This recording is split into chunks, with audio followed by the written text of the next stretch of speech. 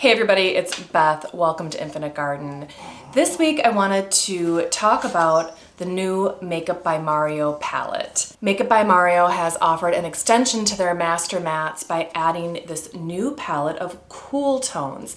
In this video, I'll compare this palette to both the original master mattes and the Ethereal Eyes palette. I'll show you a couple of different looks, including how I got my look today, and I'll give you my overall thoughts. I know the Sephora sale is coming up and many of you might be interested in purchasing this one. The spirit of this video is to provide just a little more information before you buy. If that sounds good to you, please stay tuned. Makeup by Mario's new master mattes, the neutrals, is a 12 pan all matte neutral eyeshadow palette that offers shades that are described as being neutral. And neutrals, I think, in makeup sometimes can be in the eye of the beholder. When the original Master Mattes was released, I think people would have referred to this palette as neutral. Personally, I found that when I tried to use these shades, in many cases they were too red or too warm for me. There's too much yellow and red in this particular palette. The only shadow here that really has significant use is this particular peach tone here. Otherwise, any of these brickish browns, these terracotta earthy browns, and these ochre yellows have gone almost entirely unused by me because these shades don't flatter me. So for me, when I saw this palette released, I thought that this one might suit me better, and I decided that I would go ahead and give it a try. Today I'm wearing a Chanel foundation in the shade 20 Beige, which is a pretty good match for me. Here is the top row swatched. For me, I find that shade 3, MN3 in particular, disappears right into my skin. It's basically a perfect match for my skin tone. This is something I rarely find. I also find MN2 to be very useful as well for a blending shade. It blends right into my skin tone. The second row are shades MN5 through 8. Every one of these has been useful as a crease shade, just to put a little definition in my eye. I find this row is also great for one and done shades. I can kind of swirl these all over my eye and just throw some mascara on, maybe a little eyeliner if I'm feeling spicy. Finally, the bottom row, shades MN 9 through 12. These are to add a little bit of drama. The only shade in this group that I find to be somewhat challenging even for me is the shade MN11. This is this deep minky purpley gray. This is the type of shade I really like, but I found even this shade to be kind of bluish on me. I was expecting it to be maybe a little more neutrally taupe, but this one ran really cool on me. For fun, I thought I would show a complete swatch comparison to the original Master Mattes so you could see how much cooler the new palette is compared to the original palette. I love the idea of a full matte palette in really useful skin tones.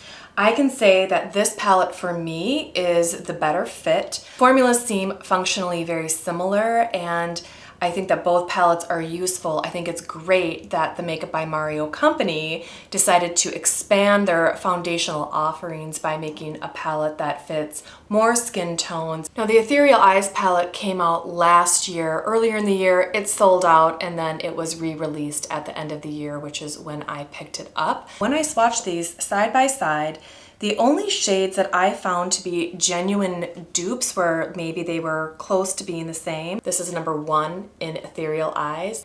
These two shades were relatively similar. Those two shades are pretty similar, but I have to say that the shade 1 in the Ethereal Eyes palette is more saturated. It's a richer peach. Shade 2 in the Master Matte Neutrals is less rich, less saturated peach than shade 1 in the Ethereal Eyes.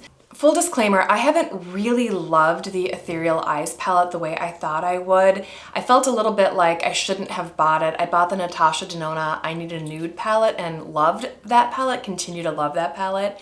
And I did feel like it was so similar to the Ethereal Eyes palette that I never really gripped into that palette. I know a lot of people really love it. And I also felt like the first palette just wasn't the right tone for me. So if I had to start all over again and all 3 of these palettes, these Makeup by Mario palettes, were available at the same time, I think I would have passed on the original Master Mattes.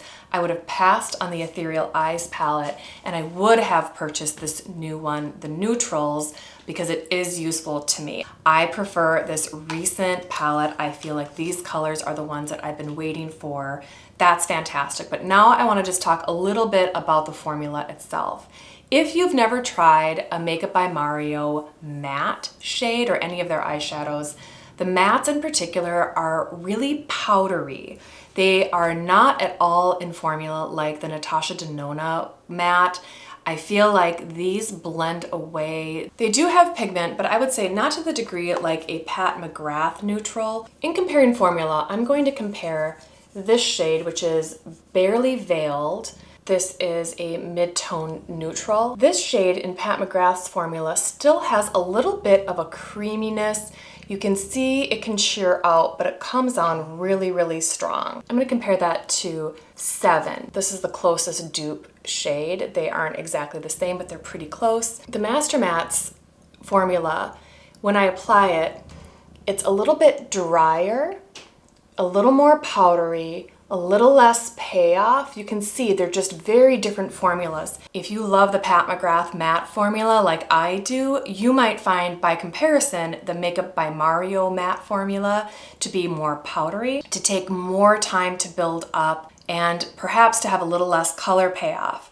That might be a good thing if you want a very subtle effect. If you find Pat McGrath's mattes to do too much too fast and maybe get you stuck in a corner, which has definitely happened to me, then you might really like that Makeup by Mario's formula allows for a more subtle approach. You can go a little more slowly. It's really a matter of taste, but by comparison, the formula is super, super different. I'm gonna show you a couple of looks I made last night when I was just goofing off before I washed my face for the night. So for this look, I focused on this row here of shades to see how deep I could get it. And I feel like I was able to get a fair degree of drama. One thing I can say for sure is that the black is a wonderful black. With a good angled eyeshadow brush, you can make this black into a fabulous eyeliner really fast. It's quite dramatic. On the other eye, I wanted to try something a little bit more natural. So in this case, I focused on the row here, up and down the second row in. So here you can see that you can also get a more natural, understated matte eye look. And of course, this doesn't have to be the end of the story. After you build your matte look, you can go into, if you have the Ethereal Eyes palette, there's nothing stopping you from grabbing some of these shimmers and popping those on. You could use really any shimmer shadow, including like the Jones Road Sparkle Wash. You could also dip into your Pat McGrath palettes, whatever it is that you're using. If you don't want to finish up with just a matte look, you'll have to dip out of this palette to get that extra shimmer. But these mattes, of course, can lay a really nice sculptural base for your eye to receive that shimmer. Today, to do this eyeshadow look, I focused on this first row here on these tones, and I did end up using the black for eyeliner again and just finished up with a little bit of mascara, leaving me here. If you've watched my channel before, you know that I'm in my mid-40s and I have normal signs of aging, natural aging, and I do see these days a little more crepiness in my eyelid than I've ever noticed before. I do sometimes find that matte shadows emphasize that more. I've heard rules, you know, those like dumb rules that say when you get to a certain age you shouldn't do X. They're very tedious and I hope they're on their way out. But I've heard before that once you get to a certain age, you shouldn't be wearing sparkles or shimmering eyeshadow. And I personally find the opposite to be true. I'm starting to find that shimmer, something with a little bit of reflect, has a light scattering effect and generally speaking is a little more forgiving on my eye than a straight up dry matte. And so what I have noticed in using this palette for the last couple of weeks is that when I do use this palette alone and without any additional shimmer, I find that the eyeshadow look will stay all day. I think Makeup by Mario makes excellent products. And I do find that the pigment, the staying power, all of it is top notch. Just I personally have found that if I want to just like even pop on, this is the Hourglass Panther palette, even just the highlight shade from this palette, sometimes I find that I just want to like, you know, pop on just a little bit of shimmer on my eye. I find that for me, it seems to take a little bit of the attention away from the crepiness of my eyelid in a way that makes me feel a little more comfortable. But that's one thing that I found, and that's easy enough. I've got this highlighter here that I don't use very much except for as a booster to eyeshadow, and I do find that this particular shade is nice in balancing the kind of gray coolness of these mattes because I am neutral when they do veer icy cold. I do want something to pull the shade back toward the center. So my final verdict at this time, after having this palette for 2 weeks, is that this is the Makeup by Mario palette that I should have bought first. I don't know that I needed it. I mean, I really don't need any more eyeshadow, but I really didn't need the first Master Mattes, and I don't know that I needed the Ethereal Eyes palette. I feel like those are maybe unnecessary purchases that I made, but I do feel like having this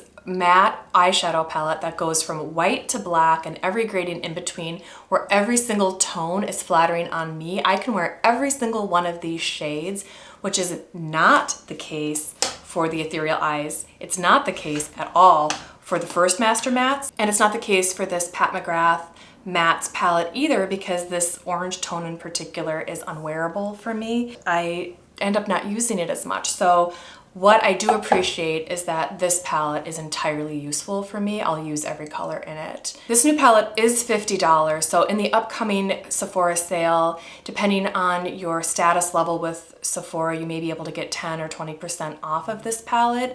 I think that could be a really good deal. I do think $50 is a lot of money, you know, so if you are at all on the fence or if you think these colors don't work for you, I would skip it altogether.